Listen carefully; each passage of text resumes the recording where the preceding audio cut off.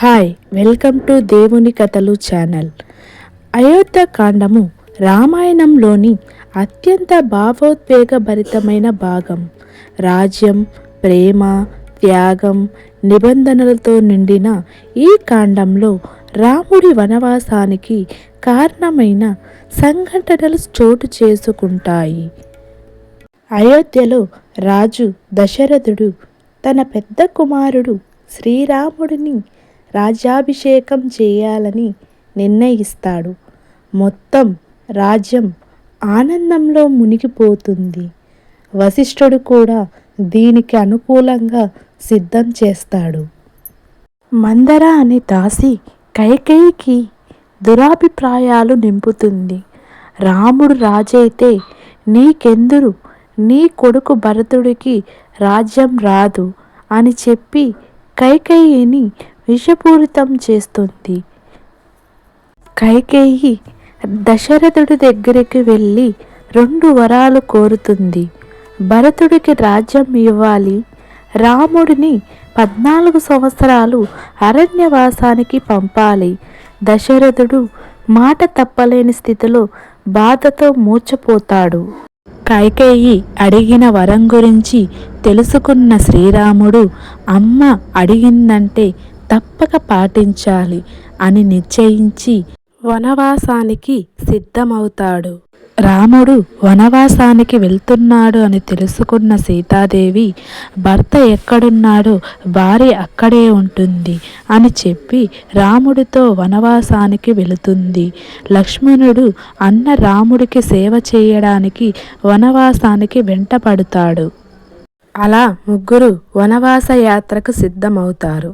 అయోధ్య ప్రజల గుండెలు పగిలేలా వీడ్కోలు చెబుతారు. రాముడు అడవికి వెళ్ళిన తర్వాత దశరథుడు రోజు రోజుకు కుంగిపోతాడు. రామా రామా అంటూ ప్రాణం విడుస్తాడు. అయోధ్య మొత్తం విషాదంలో మునిగిపోతుంది. రాముడు, సీత, లక్ష్మణులు గంగానది దగ్గరకు చేరుతారు.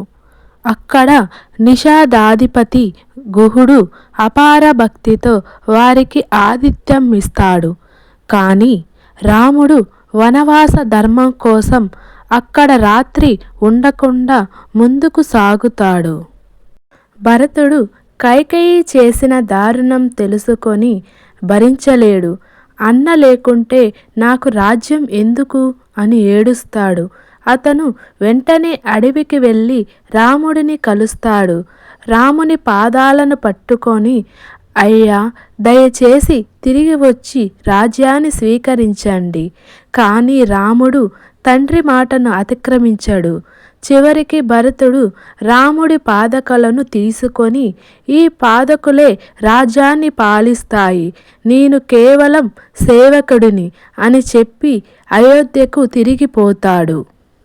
అలా రామ, సీత, లక్ష్మణులు అరణ్య జీవితం ప్రారంభిస్తారు.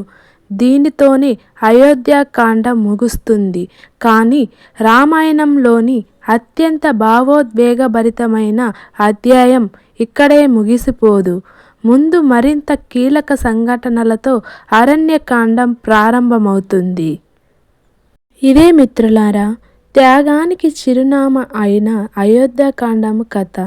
రాజ్యం కన్నా ధర్మం గొప్పదని, అధికారం కన్నా మాట విలువైనదని, ప్రేమలో త్యాగమే నిజమైన భక్తి అని మనకు బోధించిన మహాకావ్యం ఇది. రాముడి ధర్మం, సీతమ్మ అంకిత భావం, లక్ష్మణుడి సేవ, భరతుడి త్యాగం ఇవన్నీ మన జీవితాలకు దారిదీపాలు. మీకు ఈ కథ నచ్చితే లైక్ చేయండి, మీ కుటుంబ సభ్యులతో షేర్ చేయండి. ఇలాంటి మరిన్ని దేవుని కథల కోసం మా ఛానల్ని సబ్స్క్రైబ్ చేయండి.